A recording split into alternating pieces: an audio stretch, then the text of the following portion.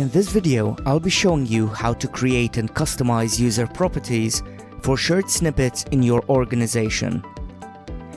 Here I have a snippet with an email signature. It has a salutation, my name, and a number of other personal details. This snippet works fine for me, but it's not practical for sharing with my team because it always gives my name and details. However, with text-based business, I can create custom user properties that will change the snippet based on who is using it. This is what a snippet with user property commands looks like.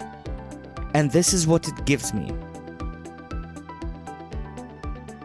If you're the administrator of the organization, you can set up user properties here.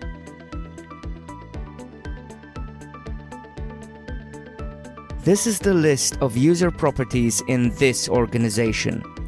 Let's add a new property called Skype.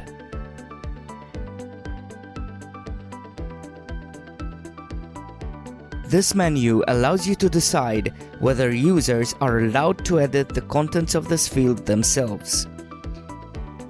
Here you can choose what type of content is allowed in the field. Each type has its own settings, so feel free to experiment. Once we're done creating the user property, it will show up in the sidebar. The content of the user property can be edited by the administrator from here.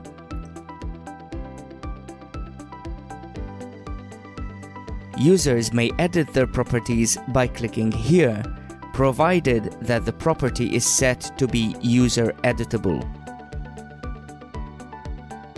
Let's update this email signature with the new Skype property we created.